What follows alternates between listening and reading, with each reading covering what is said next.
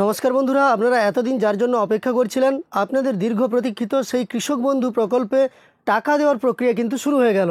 অর্থাৎ কৃষক বন্ধু প্রকল্পে খরিফ শস্যের জন্য আর্থিক সহায়তা আপনাদের ব্যাঙ্ক অ্যাকাউন্টে ট্রান্সফার করার যে প্রক্রিয়া তা কিন্তু ইতিমধ্যে শুরু হয়ে গেছে। আজকের ভিডিওতে সেই সম্পর্কিত সমস্ত তথ্য দেখাবো। টাকা দেওয়ার প্রক্রিয়া শুরু হলে যেসব পরিবর্তনগুলি আপনাদের স্ট্যাটাসে আসে তা কিন্তু আসতে শুরু করে দিয়েছে। এর আগে আমি আপনাদের দেখিয়েছিলাম যে কৃষক বন্ধু প্রকল্পে আপনাদের টাকা দেওয়ার জন্য তোড়ঘোড় শুরু হয়ে গেছে। লোকসভা নির্বাচনের যে আদর্শ নির্বাচন আচরণবিধি তা কিন্তু চলে গেছে। এর ফলে পিএম কিষাণ এবং কৃষক বন্ধুর মতো প্রকল্পগুলির টাকা আপনাদের ব্যাঙ্ক অ্যাকাউন্টে প্রধানমন্ত্রী কিংবা মুখ্যমন্ত্রী যে ট্রান্সফার করবেন তার প্রস্তুতিও নেওয়া শুরু হয়ে গেছে। আপনারা জানেন কৃষক বন্ধু প্রকল্পের মাধ্যমে বছরে 2টি কিস্তিতে সর্বনিম্ন 4,000 থেকে সর্বোচ্চ 10,000 টাকা পর্যন্ত আর্থিক সহায়তা প্রদান করা হয়। তো চলুন এখনকার ভিডিওতে আমরা আপডেটটি সম্পর্কে দেখে নেব কৃষক বন্ধু প্রকল্পে।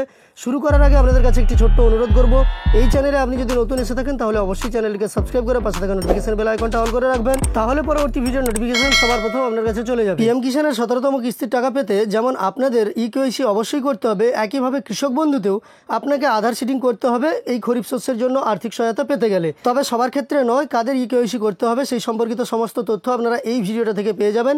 এই ভিডিওটা আপনারা দেখে নেবেন। আজকের এই ভিডিওর তথ্য দিয়ে সহযোগিতা করার জন্য ধন্যবাদ জানাবো নাসির উদ্দিন এবং সেই সঙ্গে মোহাম্মদ মতিউর রহমান বাবুকে। কৃষক বন্ধুতে প্রত্যেকটি উপভোক্তার স্ট্যাটাসে যে আপডেট এসেছে সেটা আমি সরাসরি আপনাদের দেখিয়ে দিচ্ছি। আপনারা দেখার জন্য নিজেরাই কিন্তু ঘরে বসে মোবাইল থেকে চেক করতে পারবেন। তার জন্য আপনাকে যে কোনো একটা ব্রাউজার ওপেন করে নিতে হবে এবং সার্চ বারে এসে আপনাকে টাইপ করতে হবে কৃষক বন্ধু লিখে।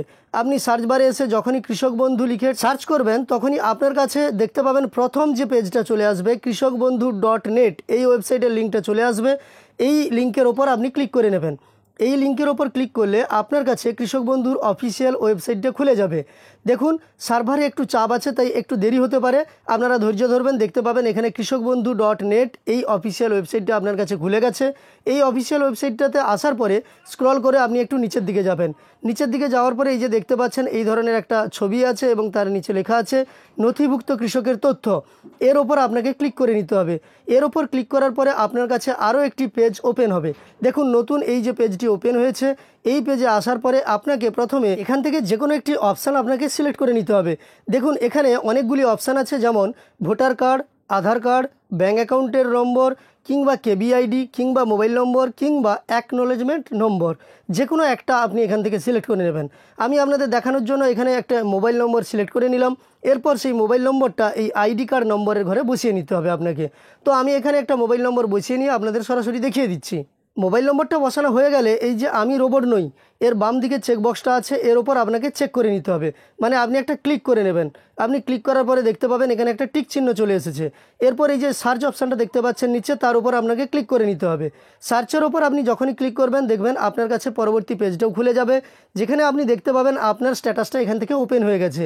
তো আমি সম্পূর্ণ স্ট্যাটাসটা দেখাচ্ছি। দেখতে পাচ্ছেন এখানে একজন উপভোক্তার স্ট্যাটাস দেখাচ্ছি, যে উপভোক্তার সব কিছু ঠিকঠাক আছে। সেই উপভোক্তা দেখতে পাচ্ছেন স্ট্যাটাসের ঘরে অ্যাপ্রুভড আছে, কিন্তু এই পুরনো উপভোক্তার ট্রানজ্যাকশান স্ট্যাটাসের ঘরে এতদিন পর্যন্ত ট্রানজ্যাকশান সাকসেস ছিল। এখন দেখতে পাচ্ছেন পুরো ব্ল্যাঙ্কস হয়ে গেছে। এই যে ব্ল্যাঙ্কস হয়ে গেছে মানে আপনাদের কিন্তু এবার নতুন নতুন আপডেট আসতে শুরু করবে, যেমন এডিএ আপলোডেড, ডিডিএ অ্যাপ্রুভড, এইসব যে পরপর আপডেটগুলো আসে সেগুলো একটা একটা আসতে শুরু করবে। আমি যেভাবে দেখালাম এইভাবে আপনার স্ট্যাটাস চেক করে দেখুন পরিবর্তন এসেছে কিনা, অর্থাৎ পরিবর্তন মানে ট্রানজ্যাকশান স্ট্যাটাসের ঘরে ব্ল্যাঙ্কস হয়ে গেছে কিনা এটা আপনি লক্ষ্য করুন। যদি ব্ল্যাঙ্কস হয়ে গেছে তাহলে বুঝবেন আপনার আপডেট আসতে শুরু করেছে, পরে আপডেটগুলো চলে আসবে। যাই হোক, আজকের ভিডিওতে এইটুকু তথ্য দেওয়ার ছিল।